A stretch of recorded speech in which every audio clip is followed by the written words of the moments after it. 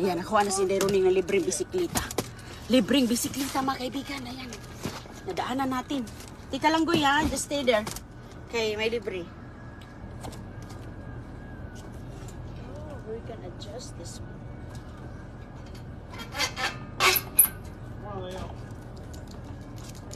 No, can't.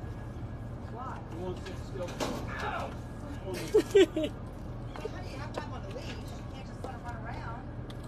Ayan, i-bike-bike ni Inday Roning. Ito dito, libre oh. Hala, hindi ka tumagkasya dito sa car? Sit. Leo, sit.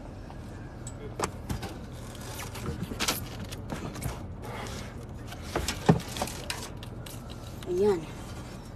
Ay, hindi magkasya sa car. So ngayon, ganyanin lang natin siya. Uwi natin sa bahay. Ayan, oh mga kaibigan, libre. Uwi tayo sa bahay. Dito lang ito sa kapitbahay. Ayan. Ang ganda pa mga kaibigan. Maganda yan. Mag-bike-bike ako dito sa ating lugar. So tayo nag-goy. Hinay-hinay lang tayo kay ayun ang bike nasa likod. Karga ni Inday Roning. Nakalibreng bisikleta. Ayan. Bukas lang yung likod ko kasi nga hindi siya masara. Sa laki. Mahaba siya. Malaki. Maganda yun i-ano natin. Yeah, nadaanan ko mga kaibigan. Yes, that's okay. That's okay, Goy. Kaya ang bike hindi magkasya. Nakadala. Yan. Nakakita kami ng bike na nasa kanto. Nasa kalsada ba? Libre daw. Free. Sus ko mga kaibigan. That's mine now. Yes. Kay mama na yan. Sakay-sakay. Mayroon kang bike. Mayroon akong bike. So mag-bike-bike na tayo, Goy. Yes. And you put your phone, snack, food. Yeah, mayroon din siyang basket. We can lagyan natin yung ating pagkain doon. Mag-ano tayo. Ano ko yan kay Chris.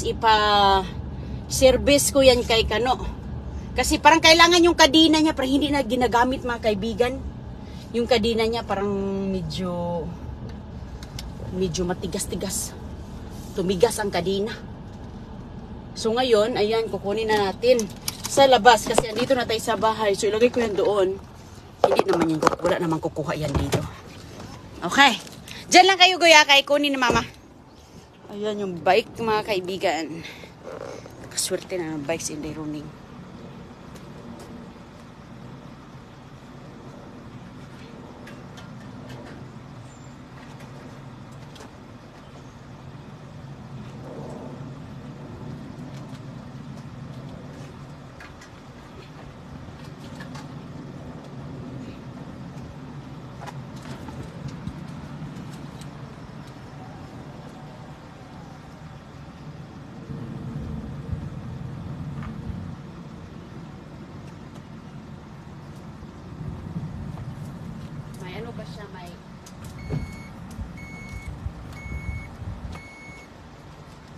Mayroon siyang basket, oh.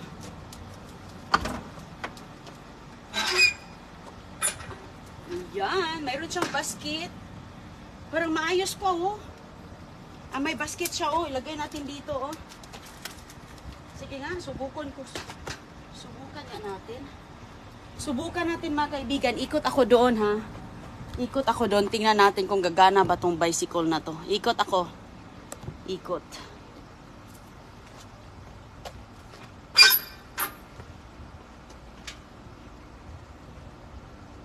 Ikot ako doon kung gagana ba to. Sus, ang taas pala nito. Uy. Ang taas.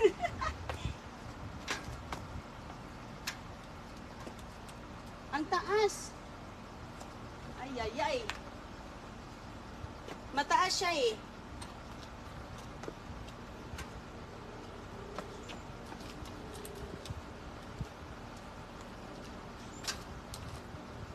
Mataas na Amerikano ang may-ari. Hindi ko maabot.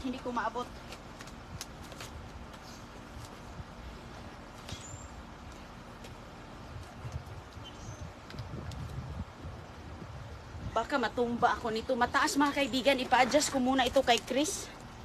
Sobrang taas. Hindi ako Ayan. Maganda ito, magbike ako dito para naman papayat si Inday. Ma-adjust pala siya, oh. Pwede mong adjustan ito. Ami. Ma-adjustan. Ayos, ayan. Ang ganda. Ang ganda ng bike. Oh, may libre, oh. Yan, oh, nilagyan nila, oh. Nakita ko kasi mga kaibigan. Ay, may lalagyan pa ng tubig. Ayan, maganda siya. Ang laki lang. Ang tangkad, mga kaibigan. Tingnan nyo nga, oh. Hanggang ano sa akin, hanggang dito. Ang taas, kaya hindi ako makaganon. So, kailangan nating ibaba yung upuan. May adjustment po dito sa upuan. Ayan. Sus ko, ganun po dito, mga kaibigan. Yung iba, tinatapon. Yung iba, nilalagyan na nila ng free. Pag nilagyan nila ng free, meaning, magagamit po pa. Mayroon pang buhay. Maganda dito, oh, pwede si agoy-agoy dito sa sakay. Yay! Sasakay siya dito, mga kaibigan, oh. Hala, excited ako. Kompleto, may ilaw. So ito, ipatingin ko lang kay hala, kompleto, oh, mayroong hangin. Oh, ayan, oh, sus ko, nakaswerte na si Inday Roning, oh. Ayan, oh, hala ka. Sabi ni agoy-agoy, dito ko daw ilalagay yung aking mga pagkain daw namin. May basket. Hala, ayos na ayos, mga kaibigan ba. So dito ko lang yan ilalagay, wala namang manguha dyan. Kasi yan dito naman sa bahay, eh. Wala namang manguha ata dito. So dyan lang yan ilagay ni Inday Roning. Okay. Pupunta kami sa simbahan ni Agoy-Agoy. Hala ka, nalit na kami. Pupunta kami sa simbahan, mga kaibigan. Naka-spot ako doon. Ay, mag-bike-bike na tayo, Goy. Mag-bike na tayong tatlo. Okay? Pag-uwi ni Chris. Mamaya. Ayan, doon ko lang ilagay. Sa labas. Ayan, doon na siya nakaparking, oh. Hala, excited ako, matangkad na Amerikana ang may-ari nun. Pambabae yun na klase, eh. Hindi yun pang lalaki. Ayan, mga kaibigan. Ang ganda. At least mag-ikot-ikot tayo dito sa kalsada. Maganda. Si G, hindi pa naman siya masyado si Agoy-Agoy. Malakas na itong magpatakbo si Agoy-Agoy sa kanyang yung balance na bisikleta niya. Mamahalin din yung bike na yun kasi matangkad, mataas. Ay, wala naman talagang mura na bike. So, sus ko, mga kaibigan, ayan. Papunta ako sa simbahan kasi may practice si Agoy-Agoy na magkanta-kanta. So, ngayon, ayan po, nakita tayo, nalit na tayo, Goy. So, pag magtingin-tingin ka dito sa mga lugar, sa mga bahay-bahayan ng mga Amerikano, ay, mayroon sila dyang nakalagay sa kanto. So, minsan, nakatambak lang. Basta nasa labas na po, meaning, dispose na. Ayun talaga, inilagyan niya ng free. So, pag ganyan is, yung iba kasi hindi nila kinukuha dahil hindi pa maayos. Pero ako, mga kaibigan, kinukuha ko man. Kinukuha ko kahit walang nilagay na free. Basta, sa tingin natin ay maayos pa ba? Ayan, Goy, excited ka na, Goy? Mag-bike tayo ni Mama? Ha? Maya, pag-uwi natin galing sa, kaso ang init. Ang init, mag-bike-bike ko, pero mamayang hapon pag wala ng araw.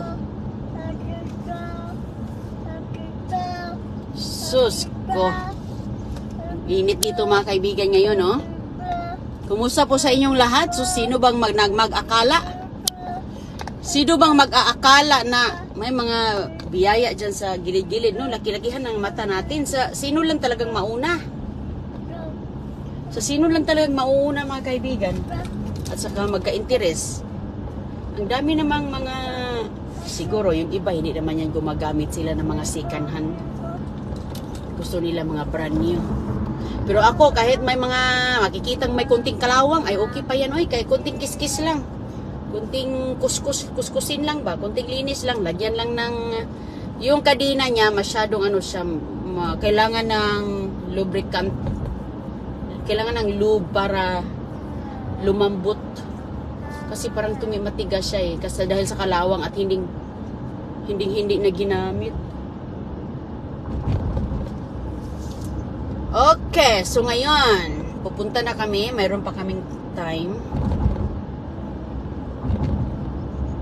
Goy, tingin-tingin ka. Goy, baka may mga jackpot dyan sa gilid.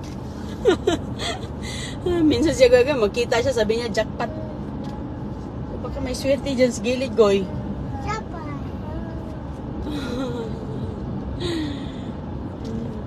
Excited na tuloy ako kasi maganda yan sa ating ating respiratory ang bisikleta. Kaso lang, magbisbike ng maaga o kaya hapon kaya mainit. Si Don Julio, ay hindi pa naman si Don Julio. Ang Don Julio, mga kaibigan, nakasapatos na siya kaya rarampa na yan siya doon ba. Magtakbo-takbo na naman to. Ang mangyari nito, magtakbo-takbo na naman to si CJ at magpunta na naman ito sa stage. Gagaya na naman ito doon sa mga bata. Na magtakbo-takbo siya. Gumagaya, ginagaya niyo yung mga bata eh. Nung nagkara, wala kasi si Chris eh. Pag ganito si Chris, iwan ko. Wala si Chris, nasa trabaho. Nasa trabaho, pag uwi ni Chris, magtrabaho din sa bicycle. Maganda yun kasi si Agoy-Agoy, mayroon siyang uupuan sa likuran.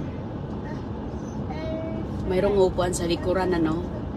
So, dun siya magupo. Kailangan kang makashort dun, kisyana at saka pants kasi hindi ka pwede mag-dress. Kakainin ng gulong yung dress mo.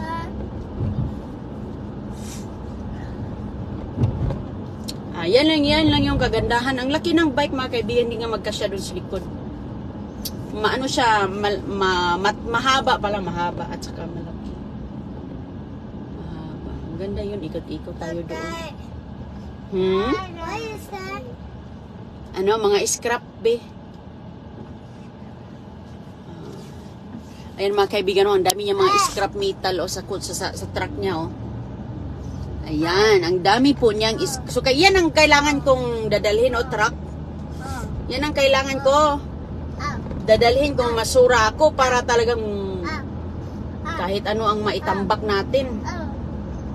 Yan o, marami po siya mga scrap metal. Mostly dyan is aluminum. Nakikita ko aluminum o. Yung aluminum kasi dito mabenta. Mabenta yung aluminum o. Yan. So, may mga marami din ditong kumukuha ng mga scrap metal dahil nire-recycle, tinutunaw ulit. Ayan o. Saan kaya galing ito? Minsan kasi galing yan sa mga bahay dito na sinisira. Sinisira yung bahay. So, maraming mga metal yan.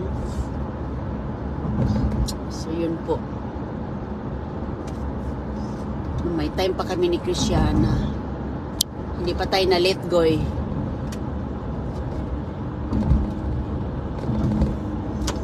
At least nakapang-hits pa. Nakapang-hits pa si Inday Running. Antok ka, Goy? Inantok ba? Ganda ng panahon dito sa lugar namin. Maaraw, kailangan natin ng ulan. Kailangan natin ng ulan na ba? Kay sus ko. Kahit pa paano naman, mga damo, mga puno. Kumusta na dyan sa atin? Umulan na ba sa yung lugar? Sana'y umulan na no? Kay grabe talaga ang El Nino. Sus ko. Kailangan natin ng ulan talaga. Kasi sa ibang lugar mga kaibigan, kahit yung electric fan, no? Ingat din guys mga electric fan nyo ha, kasi may nakita kong electric fan ba. Sa sobrang init din sa electric fan, mainit ang panahon, mainit, laging umandar ang electric fan, yung mga kaibigan, nagkaka-electric something siya, lumiliyab. So, ingatan nyo din yung mga electric fan ninyo, huwag din masyadong na-overuse. Kasi lalo na yung mga electric fan na mga matagal na, at saka dahil napapagod din yan sila sa laging ikot 24 hours na overheat din. So ingat din kayo ha, bantay-bantay din kasi may nakita ako nasunog talaga. Nasunog talaga siya mga kaibigan kasi nga lumiliyab na yung likuran ng electric fan. So, bantay-bantay din. Sobrang init. Tumataas ang kuryente dahil laging nag-i-aircon. Umiikot ang electric fan. Tumataas ang tubig, laging naliligo. Yung iba pumapasok na sa kanilang refrigerator. Ay, ay, ay. Ingat po kayo ha, papunta na kami sa, mag-live na ako ulit doon sa simbahan. O, mabuti naman, umulan sa Nueva Ecija.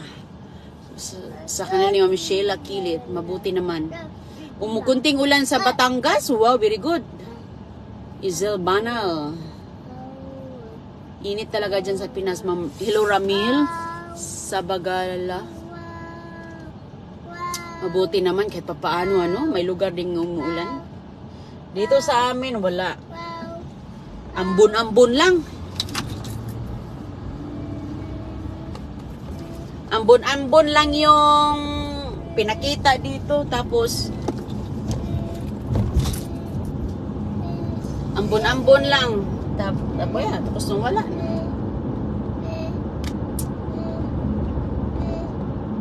Ay, ay.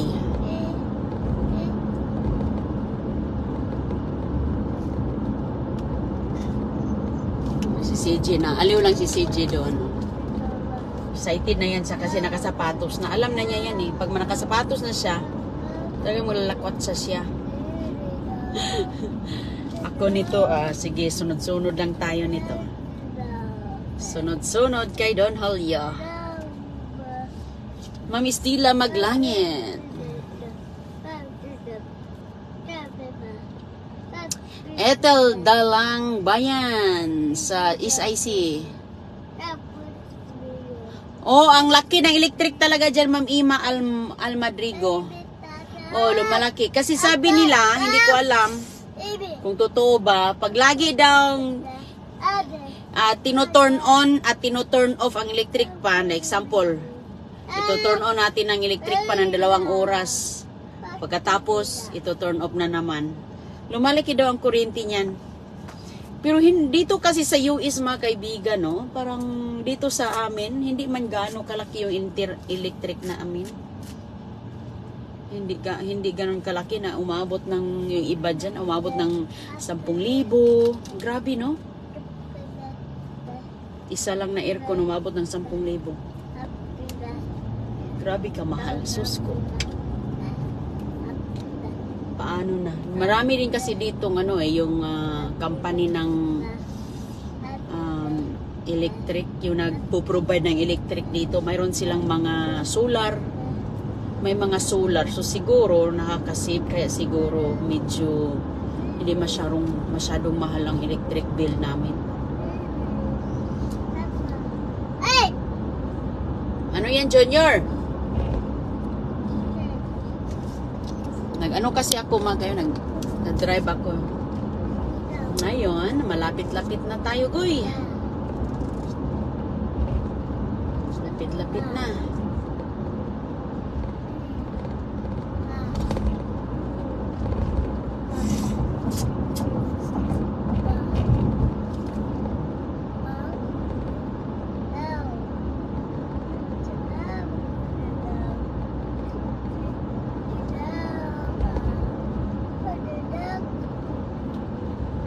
Ano yung pinagsasabi mo, CJ?